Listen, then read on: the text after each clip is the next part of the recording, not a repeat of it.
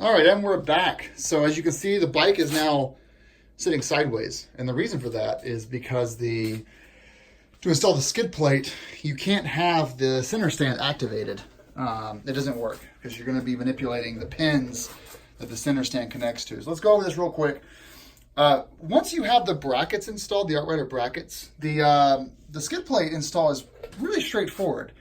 When I did this a year ago on my old GSA, the problem I had was these pins, and it actually ended up being the issue was that I had an old version of the pins for an earlier liquid-cooled GS, and not the updated ones. Once they sent me a new hardware pack, and AltRider is really good about that. I had bought the skid plate used, and they sent me a new hardware pack, and it was perfect from then on out. So step one actually is going to go to make sure the bike is in neutral, and then go over to the back brake caliper here, and we're going to squeeze this in, the brake caliper in. And what that allows to do is it allows you to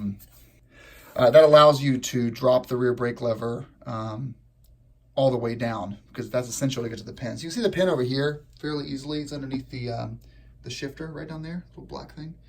But on the other side, the brake lever is going to be in the way. It's right there.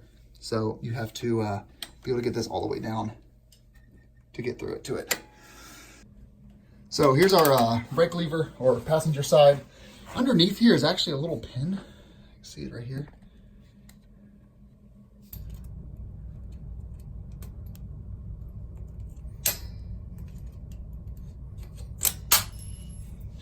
That went flying.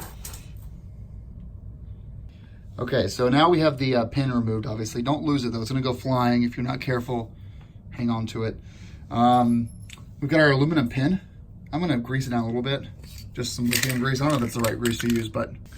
Because what's going to happen here, if you screw this up, if you push this pin straight through, this side stand has two really heavy-duty springs on it, and it's going to be a pain in the ass to get back in the right position again.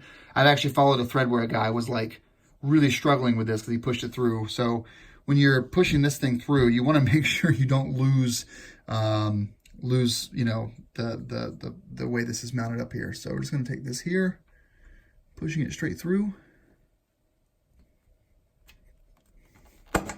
There we go. Now we have the OEM pin, which is plastic, is out.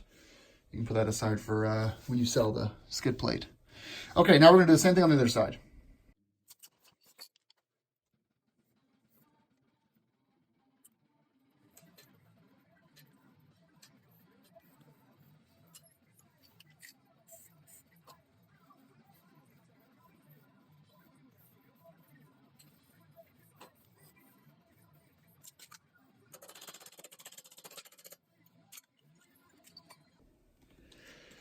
So here's the OEM GSA skid plate inside of the AltRider skid plate, just for comparison's sake. There's really not a big comparison. These are completely different animals. And the fact that the AltRider skid plate mounts to the brackets and not to the motor is a really nice advantage if you're really banging into some stuff. Most GSA riders are gonna have rocks bouncing off of it and never actually need that full force of like going over a log. But if that's what you're going to be doing, it's really AltRider and Black Dog are the only two skid plates that you need to look into. The rest of them are not as hardy. So there's that. You've got your Loctite, which is going to be applied to these bolts here. I tend to over thread lock. You really don't have to use a lot of it. You're also going to have the washers in here as well. So just grab one, lift this up.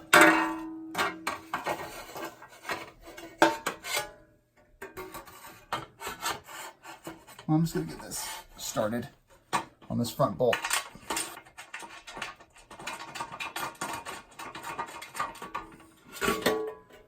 Now I'll hop on the other side and get that around the other header. All right, so now we're going to thread these in.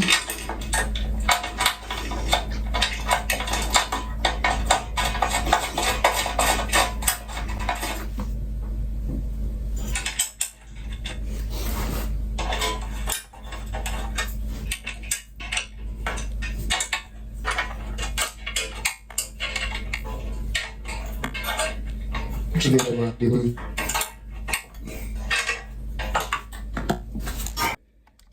did want to add that all 4 of these should remain loose until we're done with the install, so don't torque those down yet. So now we're underneath the brake lever here. There's our pin we installed earlier. We're going to grab our button head with a washer. Now there are threads on the inside here on the skid plate, so you'll need to kind of lift this up to get it to a line. You can look through the hole there and see. Use a headlamp if you need to. Get some Loctite on this. And we'll need a 5er for this step. So get that in sight. Put it through.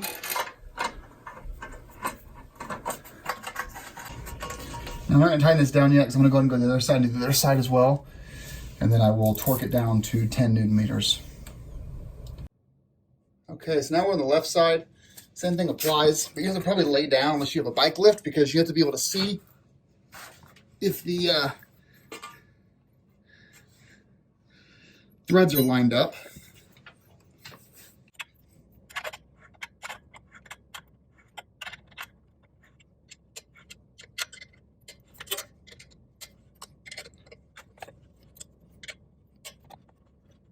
All right, so now get the down. Oh, no, the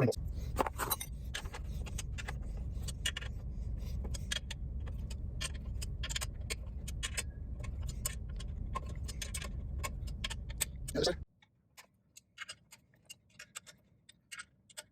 Like, wait, this up. Yeah, all right, see if I can like.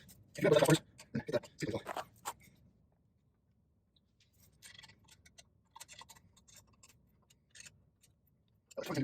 What? We're done. So here's the skid plate in all of its glory. The last step we have to make here is to install the upper mounts that mount the GSA uppers to the AltRider lowers. If you're just running a GS, then this part you can skip, but this is our last step.